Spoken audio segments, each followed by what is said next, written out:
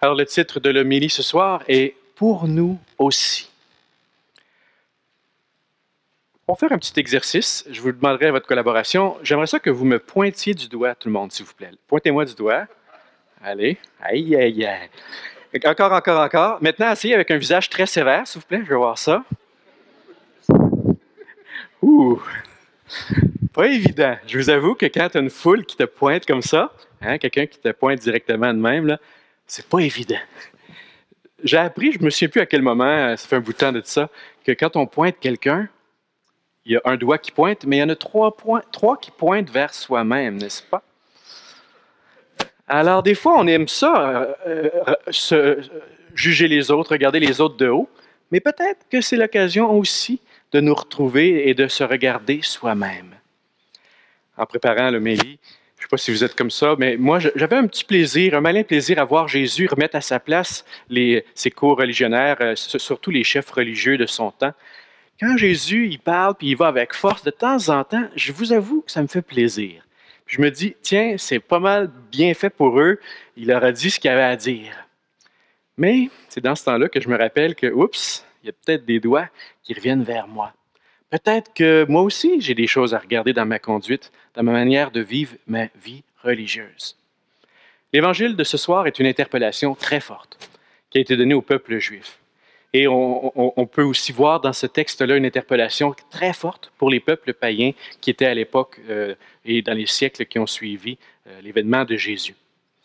Mais je dirais que pour nous aussi ce soir, cet Évangile va être une interpellation. Essayons de voir en quoi ce texte-là vient nous bousculer, nous amener à retourner vers l'essentiel.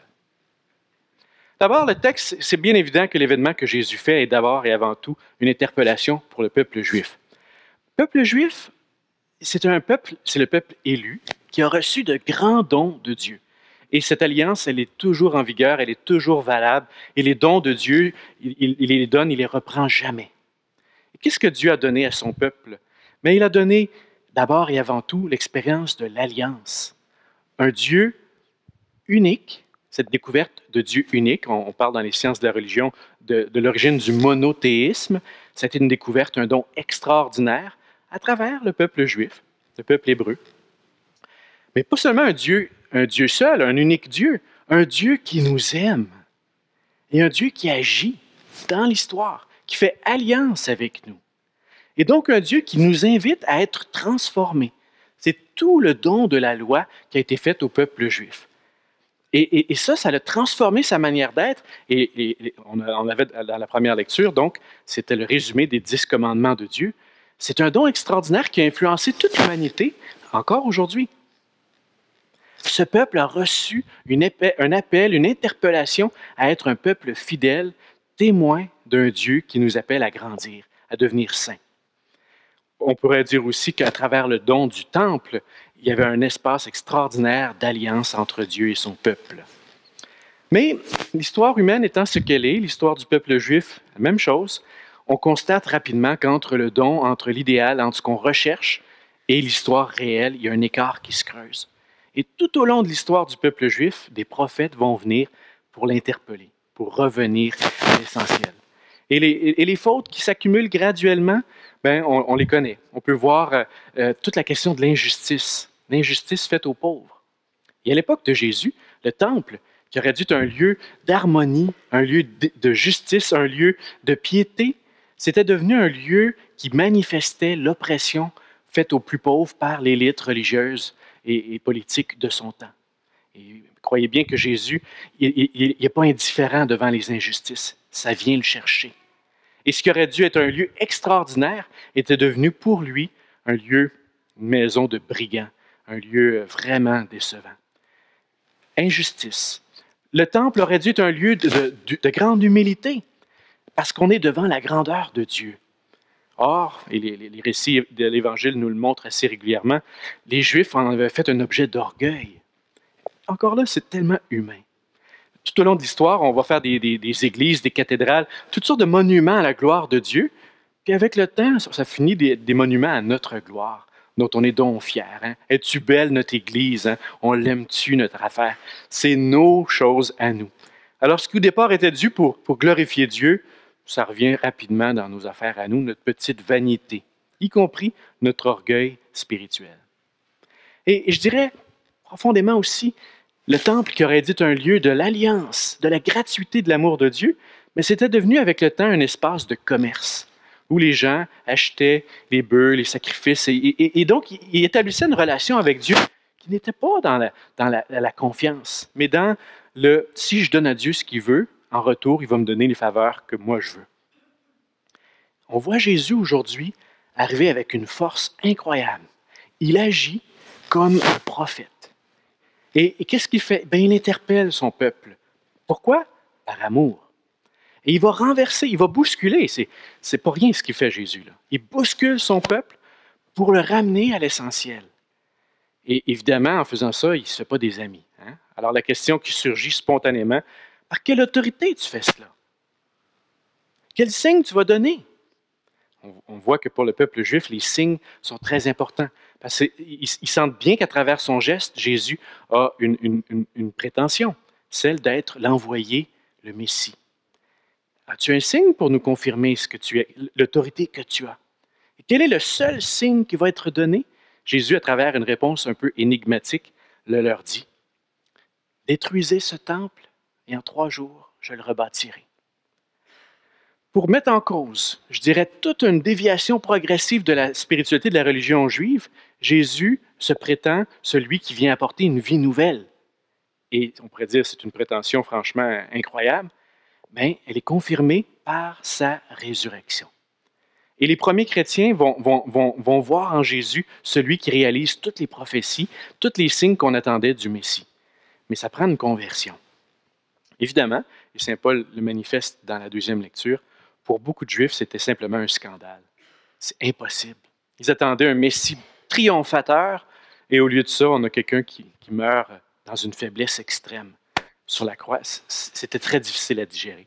Et même, c'est une minorité de Juifs qui vont entrer dans les premières communautés chrétiennes, et encore aujourd'hui.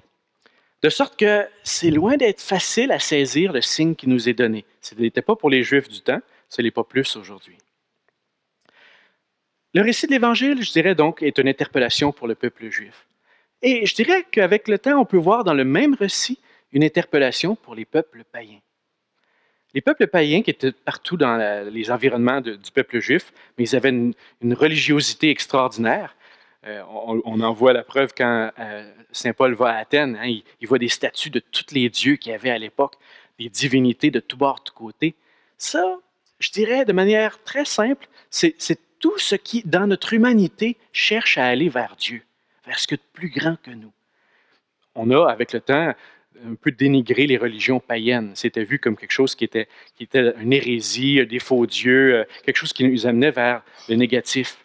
Mais païen, ça vient simplement des paysans. Hein? C'était les gens qui, dans les terres, avaient une spiritualité qui était de la terre, je dirais, qui émanait d'une religiosité profonde. Il reste que ce qui était dit dans la spiritualité, la religion païenne, ça demeure vrai jusqu'à aujourd'hui. C'est cette quête de Dieu. Les peuples païens avaient aussi leur sagesse, et particulièrement les Grecs avec les philosophes. Et Saint Paul, encore là, il fait allusion. Cette sagesse humaine qui cherche à agir bien en toutes choses. Et est-ce qu'elle est pareille à la sagesse de Dieu? Paul, il va nous dire que non. Alors, quand Jésus, il va contester la manière de croire des Juifs, par analogie, on peut dire aussi qu'il renverse également les religiosités, les manières de croire des peuples païens. Parce que peut-être qu'avec le temps, eux aussi s'étaient laissés aller à l'idolâtrie, de leur religion faire des faux dieux. L'idolâtrie, ça nous guette tout le monde. Chaque fois qu'on absolutise quelque chose, quelqu'un, une croyance, une opinion, on met une espèce d'obstacle entre nous et Dieu. Chaque fois qu'on réduit Dieu à nos conceptions, à nos manières, on est dans un processus d'idolâtrie. Les peuples païens, eux aussi, avaient l'orgueil. Alors que cette spiritualité, cette religion-là, cette quête de sagesse devrait les garder dans l'humilité. Il y avait une prétention à tout posséder, à contrôler Dieu qui pouvait se manifester. Et je dirais le commerce encore là de la même manière. Dans les religions païennes, on reste avec cette idée, si je fais un pèlerinage, si je donne telle chose à Dieu, en retour, Dieu va me donner tout ce dont j'ai besoin. Jésus vient renverser tout cela. Et il ramène à une humilité. Il ramène à une expérience d'un Dieu unique, un Dieu vrai, qui est au-delà de toutes nos conceptions relatives. Jésus devient un révélateur de ce qui est vrai, le vrai Dieu. C'est pourquoi que nous, les croyants, les disciples les chrétiens, on voit en Jésus un vrai homme, vrai Dieu. Il est la manifestation du Père. Il transforme toutes les religions, il transforme toutes les spiritualités. Il amène une compréhension qu'on n'aurait jamais pu avoir autrement. C'est le don de la révélation qui nous est faite en Jésus. Évidemment, je peux imaginer que les peuples païens n'ont pas reçu ça avec beaucoup de facilité non plus. Et peut-être qu'eux aussi ont dit, quelle autorité avez-vous, vous les chrétiens, d'annoncer ce message-là? C'est quoi votre sagesse? Et c'est là que la réponse, là aussi, est paradoxale. La seule sagesse que les chrétiens ont à offrir au monde, c'est la sagesse, c'est la folie de Dieu. C'est Jésus en croix. Encore là, une sagesse qui se manifeste par autre chose que être raisonnable. C'est un amour extrême donné jusqu'au bout, humble et vulnérable. On pourrait dire, bon, mais je trouve ça intéressant, on voit que les Juifs et les païens ont été interpellés. Et que nous, les chrétiens d'aujourd'hui, on est des héritiers et de la tradition juive et de la tradition païenne, peut-être plus particulièrement païenne. Alors, on est peut-être content que ces groupes-là aient été interpellés. Mais il y a une interpellation pour nous aussi ce soir. Et c'est peut-être à ça qu'on est le plus invité à cet instant-ci. Je pense que nous, les modernes, on a reçu de grands dons. On a reçu des opportunités extraordinaires. Pensez à notre nouvel humanisme que nous avons, nous les modernes, avec les droits humains, avec la dignité de l'homme, la femme.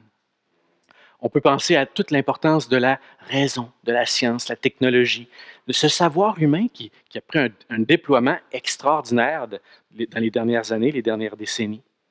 Pensez à notre niveau de confort. Il n'y a jamais eu une génération qui a eu le niveau de confort que nous avons en ce moment.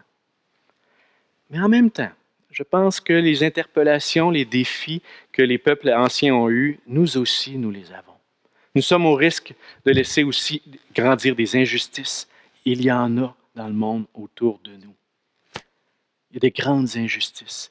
Le défi, la tentation de l'idolâtrie, de déifier, d'absolutiser nos affaires, c'est là pour nous aussi.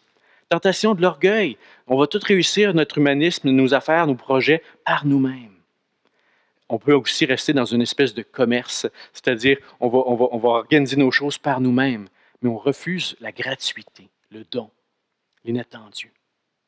Bien, Jésus, ce soir, il vient renverser, nous aussi, notre confort.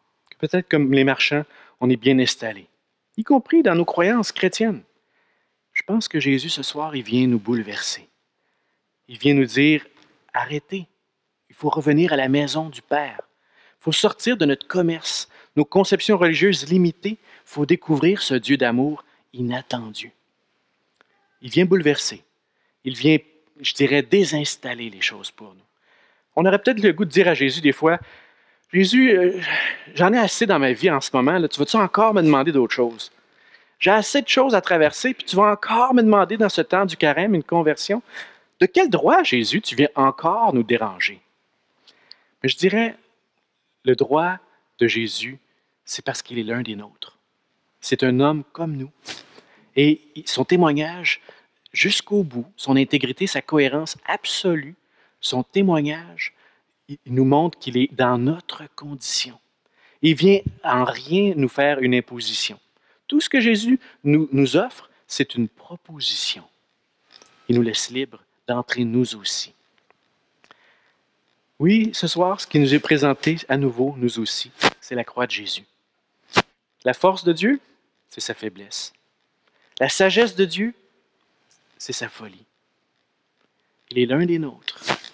Il a donné sa vie. Allons-nous accepter, nous aussi, de transformer notre vie intérieure, d'entrer dans ce mouvement de conversion? Les premiers disciples, en voyant ça, ils ont cru. Ils ont cru. En vivant la mort, la résurrection de Jésus, ils ont cru. Eh bien, ce soir, la proposition nous est faite à nous aussi. Allons-nous ouvrir nos cœurs à cette offre?